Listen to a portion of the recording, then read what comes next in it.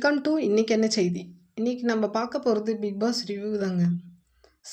Runner Sabari இருக்கார் பார்த்தீங்களா, வெளியில் வந்து நிறைய யூடியூப் சேனலுக்கு பேட்டி கொடுத்துட்ருக்காரு.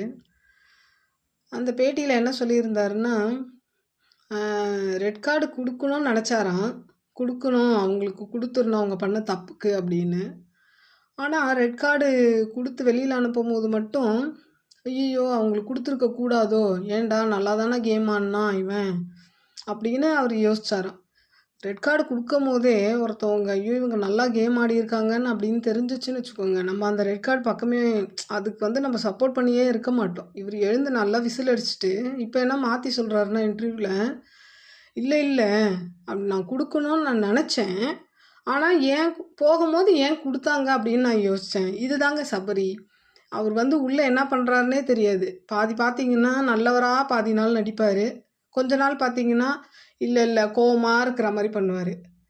இதுதாங்க சபரி. அதனால தான் நிறைய இடத்துல பார்த்தீங்கன்னா பார்வும் கம்ருதீனும் கேட்டிருப்பாங்க, இவன் யாருன்னே எங்களுக்கு இப்போ வரைக்கும் தெரியல அப்படின்னு. இவர் சீரியலில் வேலன் ஒரு ரோல் ஒன்று நடிச்சிருப்பார். அந்த ரோலாகவே பாதி நேரம் இருந்திருப்பார். பாதி நேரம் பார்த்தீங்கன்னா சபரியாக இருந்திருப்பார். சபரியாக இருந்த நேரம்லாம் நான் சொல்கிறேன் பாருங்க, இந்த பார்வை அடித்து கண்ணெல்லாம் வீங்க வச்சார் பார்த்தீங்களா, அது தாங்க உண்மையான சபரியே. அந்த இடத்துல அவர் கோபத்தை காமிச்சது, தள்ளி விட்டது, ஒரு பொண்ணுக்கு கண்ணில் அடிபட்டது ஆக்சிடெண்ட் தான், யாரும் அதை மறுக்கலை. ஆனால் கண்ணில் அடிபட்டு தெரிஞ்சுமே நீங்கள் பிடிச்சி தள்ளி அந்த பொண்ணை ஒரு மாதிரி பண்ணிங்க பார்த்தியா, இதுதான் உண்மையான சபரி. அது வர அவர் சொல்லியிருப்பார், நான் உடஞ்சி அப்படியே அழுதுட்டேன், சேதனை சொன்னார் நீ உடஞ்சி தான் பாரேன் அப்படின்னும் போது, எங்கே யாராவது சொல்லி உடஞ்சி அழுவ முடியுமாங்க? நம்மளோட மனசில் அது தப்புன்னு தெரிஞ்சால் மட்டும்தான் நம்மளால் உடஞ்சி அழுவ முடியும்.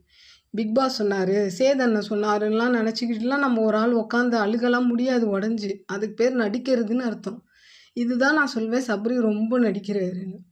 இதே சாண்ட்ராவை தள்ளி விட்டதுக்கு இவ்வளோ கோவப்பட்டீங்க, அது தப்பு தான். ஆனால் சாண்ட்ரா பேசும்போது எல்லாரும் சிரிச்சிங்கல்ல காருக்குள்ளே உட்காந்து, அப்போயும் அவங்க யாரை பற்றி பேசுனாங்க? பார்வதியும் ஒரு பொண்ணு தானுங்க, கம்ருதீனா பேசட்டும், அவன் ஆம்பளை ஒன்று டு ஒன்று ஏதோ பேசிட்டு போகிறாங்க. நீங்கள் ஒரு பொண்ணுக்குன்னு இவ்வளோ வாய்ஸ் ஓவர் பண்ணீங்கன்னு சொல்கிறீங்க நீங்களே. ஒரு பொண்ணு அப்படி பண்ணது தப்பு அப்படின்னும் போது, அதே பொண்ணு பார்வதியை ஒரு பர்சனலாக பேசின விஷயத்த வந்து காரில் பேசும்போது நீங்கள் ஒட்டுமொத்தமாக சிரிக்கும் போது உங்களோட இதெல்லாம் எங்கே, உங்களோட அந்த பொண்ணுன்ற ஒரு இதெல்லாம் எங்கெங்க போச்சு? அப்போ அந்த இடத்துல இருந்து ஏன் இப்படி பேசுகிற அப்படின்னு கேட்டிருக்கலாமே. சாண்ட்ராவை எல்லாரும் கேட்டு அடக்கியிருந்தால் இந்த ஒரு இஷ்யூவே நடந்திருக்காது, தடுத்துருக்கலாம். அதெல்லாம் பண்ணுறது ரைட்டு, இதெல்லாம் பண்ணுறது தப்பு அப்படின்னா என்ன தான் சபரி நினச்சிட்டு இருக்காருன்னு தெரில. இவர் பேசுனா பேசுவார், அவர் பேசுகிறதெல்லாம் ரைட்டு, மற்றவங்க பேசுனா அது தப்பு. பார்வதியை கழுத்தில் அடிக்கலாம், இதெல்லாம் வந்து ஃபன்னாக எடுத்துக்கணுமா? இந்த விக்கல்ஸு சாண்ட்ரா இவங்கெல்லாம் பேசுனாங்க பாருங்கள், அதை ஃபன்லாம் எடுக்கணுமா? ஆனால் பாரு கம்ருதீன்னு இவங்கெல்லாம் பண்ணால் அதை ஃபன்னாக எடுத்துக்கக்கூடாது, ஏன்னா அது ஃபன்னாக போயிடக்கூடாது. இவங்களே எல்லாம் பண்ணிவிட்டு இவங்களே மாற்றி பேசுகிறதுனால தான் இப்போ வரைக்கும் சபரி யாருன்னு எனக்கு தெரியவே இல்லை. சபரி வந்து அந்த வேலன் சீரியலில் நடித்த சபரியா இல்லை சபரி இப்படி தான் இருப்பாரான்னு இப்போ வரைக்கும் சபரி யாருன்னு எனக்கு பிக் பாஸ் முடிஞ்சு கூட தெரியலங்க. உங்களுக்கு தெரிஞ்சால் கமெண்ட் பண்ணுங்கள். இந்த வீடியோ பிடிச்சிருந்தா லைக் பண்ணுங்கள், ஷேர் பண்ணுங்கள், கமெண்ட் பண்ணுங்கள். என்னை சப்ஸ்கிரைப் பண்ணுங்கள் என்னோடய சேனலை, ஏன்னா அடுத்தடுத்து நான் போடுற வீடியோவுக்கு எனக்கு வந்து கொஞ்சம் மோட்டிவேஷனலாக இருக்கும். பாய், நன்றி, வணக்கம்.